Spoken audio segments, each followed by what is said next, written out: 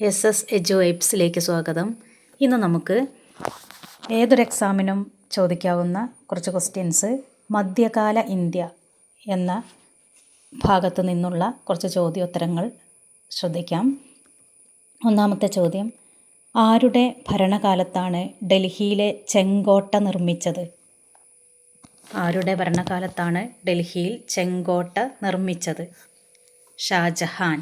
ഉത്തരം ഷാജഹാൻ. രണ്ടാമത്തെ ചോദ്യം, വിജയനഗര സാമ്രാജ്യത്തിൻ്റെ തലസ്ഥാനം ഏതായിരുന്നു? ഹംപി. ഉത്തരം ഹംപി.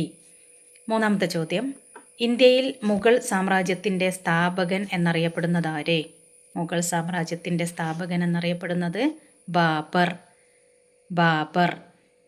അടുത്ത ചോദ്യം, ഏത് യുദ്ധത്തിലാണ് ബാബർ ഇബ്രാഹിം ലോധിയെ പരാജയപ്പെടുത്തിയത്? ഏത് യുദ്ധത്തിലാണ് ബാബർ ഇബ്രാഹിം ലോധിയെ പരാജയപ്പെടുത്തിയത്? ഉത്തരം ഒന്നാം പാനിപ്പത്ത് യുദ്ധം. അടുത്ത ചോദ്യം, പാനിപ്പത്ത് ഏത് സംസ്ഥാനത്തിലാണ്? പാനിപ്പത്ത് ഏത് സംസ്ഥാനത്തിലാണ്? ഉത്തരം ഹരിയാന. അടുത്ത ചോദ്യം, ഒന്നാം പാനിപ്പത്ത് യുദ്ധം നടന്ന വർഷം? പഠിച്ചു വെക്കേണ്ടതൊന്നാണ്, സ്ഥിരം ചോദ്യമാണ്.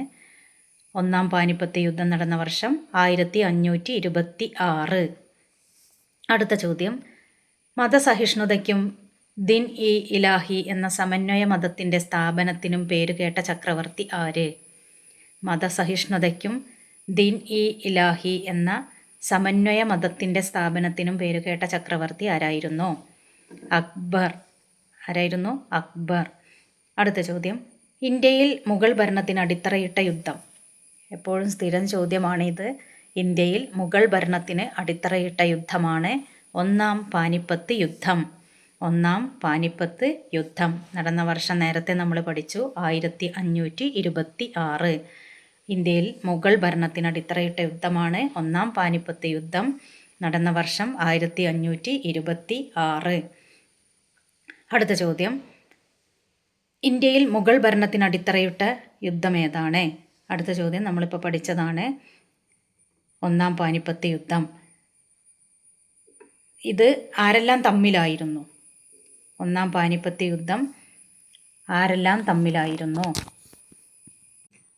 ലോധി വംശത്തിലെ അവസാന ഭരണാധികാരിയായ ഇബ്രാഹിം ലോധിയും കാബൂളിലെ ഭരണാധികാരിയായിരുന്ന ബാബറും 1526 ഹരിയാനയിലെ പാനിപ്പത്തിൽ വെച്ച് ഏറ്റുമുട്ടി. ചരിത്രത്തിൽ ഈ യുദ്ധമാണ് ഒന്നാം പാനിപ്പത്ത് യുദ്ധമെന്ന് വിശേഷിപ്പിക്കുന്നത്. ആരൊക്കെയായിരുന്നു? ഇബ്രാഹിം ലോധിയും കാബൂളിലെ ഭരണാധികാരിയായിരുന്ന ബാബറും 1526 ഡൽഹിയിലെ ഹരിയാനയിൽ വെച്ച് ആണ് ഒന്നാം പാനിപ്പത്ത് യുദ്ധം നടന്നത്. ഓർത്തു വയ്ക്കുക. അടുത്ത ചോദ്യം, അക്ബർ സ്ഥാപിച്ച ദീൻ ഇലാഹി എന്ന മതത്തിൻ്റെ കാതൽ അല്ലെങ്കിൽ അതിൻ്റെ അന്തസത്ത എന്തായിരുന്നു? ഉത്തരം എല്ലാവർക്കും സമാധാനം. അതിന് സുൽഫ് ഇ കുൽ എന്ന് പറയും. അടുത്ത ചോദ്യം, അക്ബറുടെ തലസ്ഥാന നഗരം എവിടെയായിരുന്നു? അക്ബറിൻ്റെ തലസ്ഥാന നഗരം എവിടെയായിരുന്നു? ഉത്തരം ഫത്തേപൂർ സിക്രി. അടുത്ത ചോദ്യം, താജ്മഹൽ നിർമ്മിച്ചത് ഏത് മുഗൾ ചക്രവർത്തിയാണ്? നിങ്ങൾക്കെല്ലാവർക്കും അറിയാമായിരിക്കും. ആരാണ്? ഷാജഹാൻ. അടുത്ത ചോദ്യം, അക്ബർ നടപ്പിലാക്കിയ മൻസബ്ദാരി എന്ന സമ്പ്രദായത്തിലെ മാൻസാബ് എന്ന പദവി എന്തിനെ സൂചിപ്പിക്കുന്നു? മൻസബ്ദാരി നടപ്പിലാക്കിയതാര്?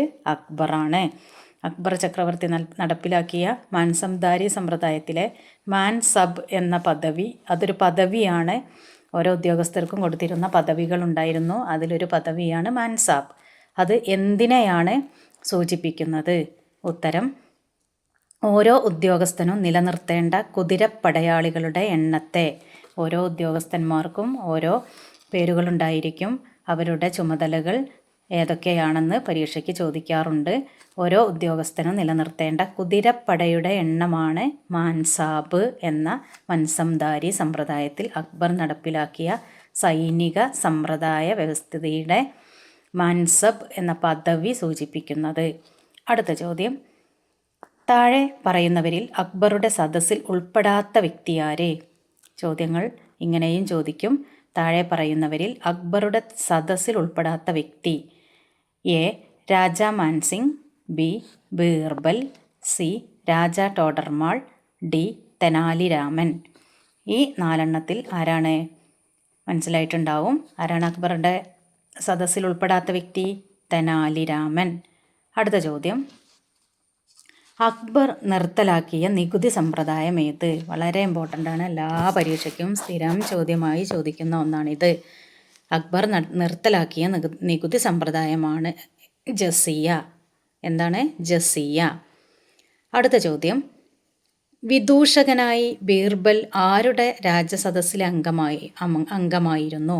വിദൂഷകനായിരുന്ന ബീർബൽ ആരുടെ രാജസദസ്സിലെ അംഗമായിരുന്നു? ആരുടെയാണ്? അക്ബർ. അടുത്ത ചോദ്യം: അക്ബർനാമ എന്ന കൃതിയുടെ കർത്താവാര്? സ്ഥിരം ചോദ്യങ്ങളിലൊന്നാണ്. അക്ബർനാമ എന്ന കൃതിയുടെ കർത്താവ് ആര് തന്നെയാണ്? അബുൾ ഫസൽ. അക്ബറിൻ്റെ കൊട്ടാരം കവിയായിരുന്നു ആര്? അബുൾ ഫസൽ. അബുൾ ഫസൽ രചിച്ചതാണ് അക്ബർനാമ. അടുത്ത ചോദ്യം: വിവിധ മതങ്ങളിലെ പണ്ഡിതരും പ്രമുഖരുമായി അക്ബർ ചർച്ച നടത്തിയിരുന്ന ഫത്തേപൂർ സിക്രിയിലെ സ്ഥലം ഏതാണ്? ഉത്തരം: ഇബാദത്ത് ഖാന. ഇബാദത്ത് ഖാന. അടുത്ത ചോദ്യം: മുഗൾ കാലഘട്ടത്തിൽ ഇന്ത്യ സന്ദർശിച്ച ഫ്രഞ്ച് സഞ്ചാരി ആര്? ആരാണ്? Ralph Fitch. Ralph Fitch. അടുത്ത ചോദ്യം: മുഗൾ കാലഘട്ടത്തിൽ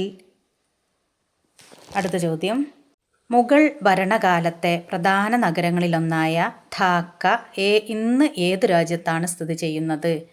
ധാക്ക. ഇത്തരം ചോദ്യങ്ങളും പരീക്ഷയ്ക്ക് സ്ഥിര ചോദ്യങ്ങളാണ്. ധാക്ക ഇന്ന് ഏത് രാജ്യത്താണ് സ്ഥിതി ചെയ്യുന്നത്? ബംഗ്ലാദേശ്. ധാക്ക സ്ഥിതി ചെയ്യുന്നത് ബംഗ്ലാദേശ്. അടുത്ത ചോദ്യം: മുഗൾ ഭരണകാലത്ത് മഹാഭാരതം പേർഷ്യൻ ഭാഷയിലേക്ക് വിവർത്തനം നടത്തിയതാര്? മഹാഭാരതം പേർഷ്യൻ ഭാഷയിലേക്ക് വിവർത്തനം നടത്തിയതാരാണ്? ധാരാ ഷൂക്കോ. ആരാണ്? ധാരാ ഷൂക്കോ. അടുത്ത ചോദ്യം: മുഗൾ ഭരണകാലത്ത് പേർഷ്യൻ, ഹിന്ദി എന്നീ ഭാഷകൾ കൂടിച്ചേർന്ന് രൂപം കൊണ്ട പുതിയ ഭാഷയാണേത്?